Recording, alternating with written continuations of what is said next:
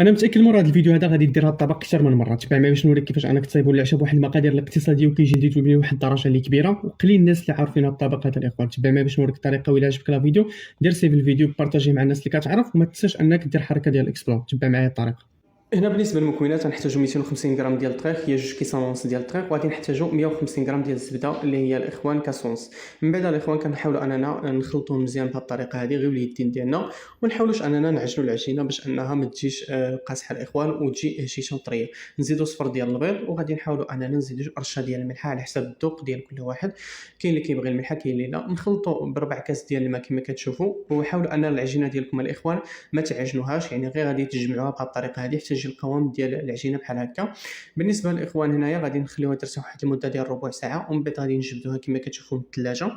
هنا كما كتشوفوا من بعد غادي نجبدوا العجينه، كنحاولوا اننا نسرحوها مزيان كما كتشوفوا فوق الطبق هذا، ونحاولوا اننا الاخوان نديروها هذا الشكل هذا باش اننا ندخلوها للفران.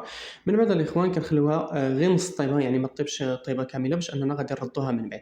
بالنسبه للكريمه اللي غادي نديروها غادي نحتاجوا كما كتشوفوا كاس ديال الحليب. هنا غادي نديروا القيمه ديال جوج ديال الاناءات. غادي نضيفوا الكريم فريش كما كتشوفوا، غادي نضيفوا هنايا كاس تقريبا، وغادي نضيفوا جوج ديال البيضات. هنا ضفنا 4 حقيت غادي نستعملوا جوج، يعني الكميه غادي تضرب في هادو.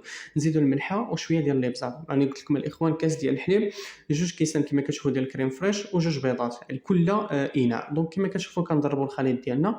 هنا نشطوا البصله كما كتشوفوا كنقطعوا مرصويات ليا صغيره كما كتشوفوا الطريقه هذه. وهنا ملي غادي نخرجوا الاخوان العجينه كنحاولوا اننا نزيدوا كما كتشوفوا البصله ديالنا وعلبه ديال التون من الفوق بهذه الطريقه هذه، والجبن حتى هو، وشويه ديال المعدنوس. ونشدوا ديك الكريمه هذه ونحاولوا اننا نضيفوها من الفوق بهذه الطريقه هذه، وندخلوها للفران. من بعد الاخوان كنشعلوا عليها على نار اللي هي مهيله، ونخلوها طيب على خاطرها. دونك كما شفتوا هذه هي النتيجه، فكتجي رائعه وديده فيها واحد البنه اللي هائله. دونك كما كتشوفوا الاخوان الطريقه اللي مختلفه عن الطرق العاديه اللي كنديروها، وبصحه وراحه. وإلا عجبك الفيديو خلي واحد الكلمه تخسر حتى شي حاجه، وبارطاجي الفيديو مع الناس اللي كتعرف.